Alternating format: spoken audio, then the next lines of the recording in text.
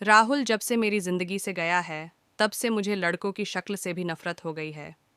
उसे मैंने बहुत प्यार किया, और जब वो बिना एक दिन ऐसे ही भाग गया, तब मुझे लगा कि दुनिया में प्यार नाम की कोई चीज़ नहीं होती है। अब मैं जैसे बिना दिल वाली इंसान बन गई हूँ। मुझे कुछ भी महसूस नहीं होता है, क्योंकि अब मुझे लगता है कि इससे बड़ा मेरी लाइफ में अब क्या होगा। इसीलिए आज मेरे पापा मम्मी के बोलने पर मैं तैयार हो गई एक लड़के से शादी करने को। पापा का बोलना था कि एक बार उस लड़के से मिल लो। मैंने मना किया, क्योंकि जिसको मैं इतने सालों तक साथ में रहकर नहीं पहचान पाई, तो अब एक छोटी सी मुलाकात से एक अजनबी को क्या पहचान पाऊंगी। लेकिन लड़का भी मुझसे मिलना चाहता है। मैंने उसको मिलने को हामी भर दी। सच कहूँ तो मुझे अब किसी भी बात से कुछ फ़र्क नहीं पड़ता है। हमारा मिलना तय हुआ डिनर पर। पापा और मम्मी चाहते हैं कि मैं अकेले ही मिलने उससे जाऊं।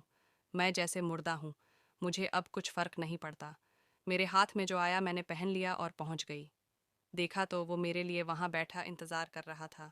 मुझे देखते ही मेरे पास आया और मेरा नाम पूछता है। सामने जाकर मैं उसके बैठ गई। उसकी आंखों में चमक थी, लेकिन मैं इस चमक को जानती हूँ। ये हर लड़का दिखाता है पहली मुलाकात में।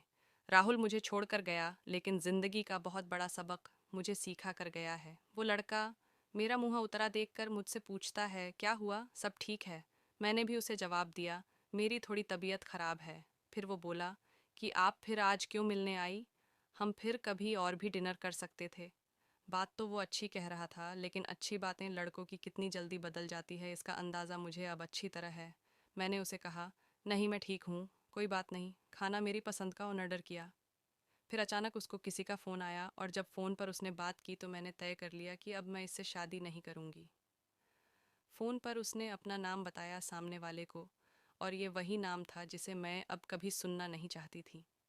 उसका नाम भी राहुल था। मैं भी हैरान थी। मैं इतनी ज़्यादा खोई हुई थी कि अभी तक मैंने उसका नाम नहीं पूछा, ना पापा मम्मी से ना ही उससे। मैं एकदम से खड़ी हो गई और उसको बोला कि मैं जा रही हूँ, मेरी तबीयत ज़्यादा ख़राब है। वो जैसे घबरा गया।